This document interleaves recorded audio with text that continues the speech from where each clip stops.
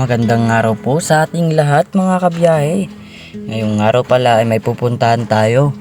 Kaya naman naglaba muna tayo mga kabiyahe. Dahil pag hindi tayo naglaba ay magagalit na naman ang aking magulang mga kabiyahe.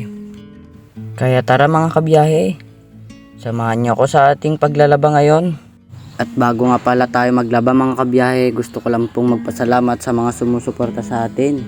Lalo na po sa pagpa-follow at pag-share sa aking video mga kabiyahe. Kaya napaka-solid yung mga kabiyahe. Maraming salamat po sa ating suporta. Kaya nga pala tayo naglalaba mga kabiyahe ay may pupuntahan tayo na lolo nating namayapa noong 2023 mga kabiyahe. Magwa 1 year na ngayong 2024 mga kabiyahe. Kaya tara mga kabiyahe, samahan nyo ako. Itong lolo ko nga pala ay mabait. Dahil pag may barya siya, ay nagbibigay sa aming mga bata. Lalong lalo na po sa mga apo ko niya. Kaya hindi namin siya makakalimutan mga kabiyahe. Dahil sa sobrang bait niya mga kabiyahe, ay pupuntahan ko siya mamaya mga kabiyahe. Kaya ituloy na natin itong paglalaban natin mga kabiyahe. Bago tayo pumunta sa lolo kong namayapa mga kabiyahe.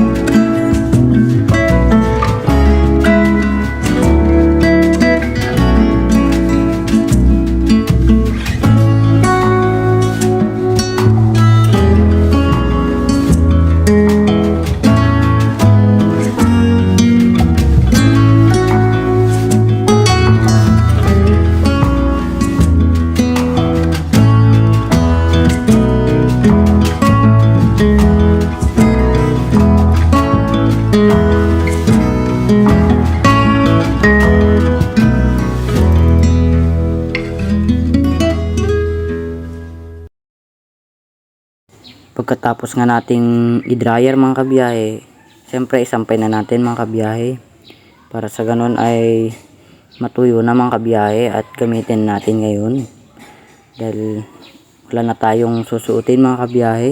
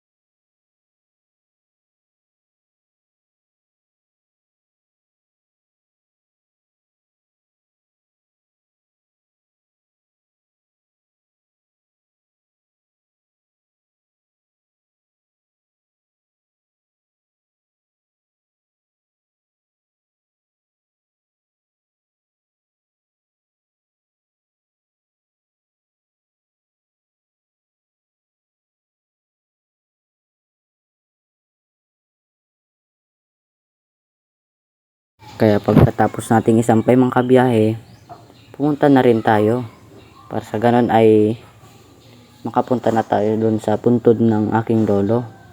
Kaya tara mga kabiyahe.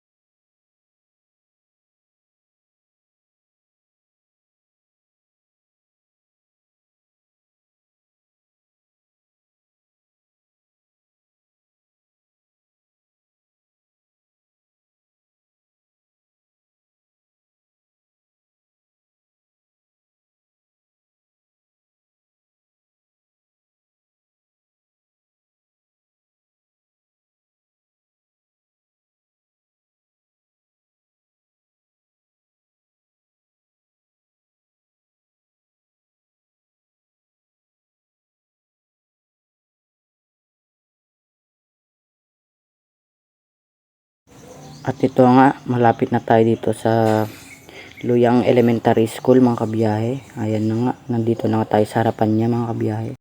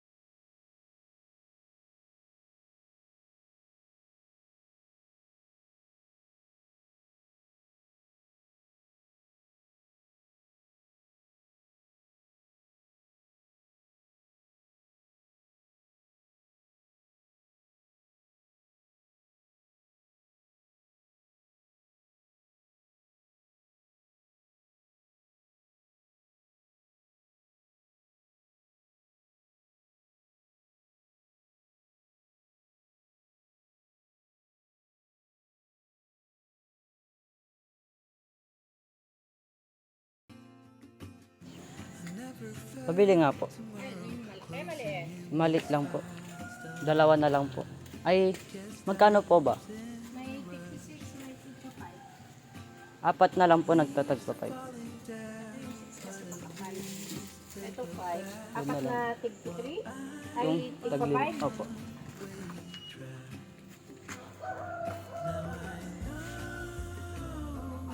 Wala lang.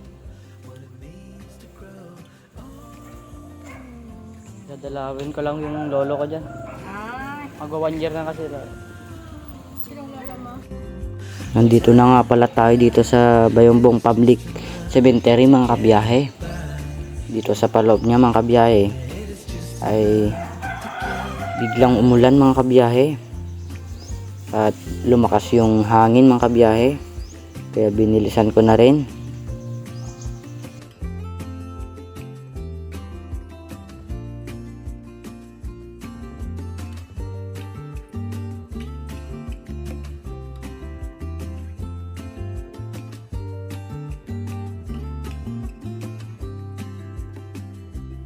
At nandito na nga tayo mga kabiyahe. Dito nga pala yung puntod ng aking lolo mga kabiyahe. Yan. Lumalakas na yung ulan dito mga kabiyahe. Kaya binilisan ko na rin. At nagsindi na rin ako ng kandela mga kabiyahe. At bago ko sindihan ng kandela mga kabiyahe ay nilinisan ko na rin yung puntod ng aking lolo. Para sa ganun ay malinis naman mga kabiyahe. Kaya tara mga kabiyahe.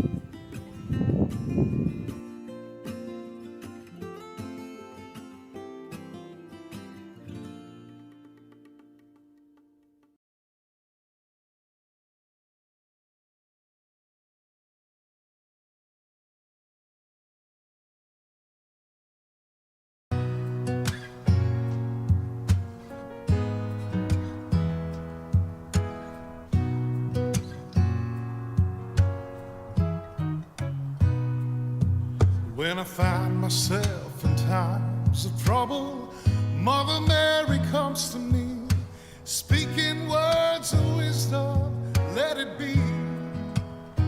Pagkatapos ko nga puntahan tong lolo ko, syempre, pinuntan ko na din yung tito ko mga kabiyahe. Standing right in front of me, speaking words of wisdom.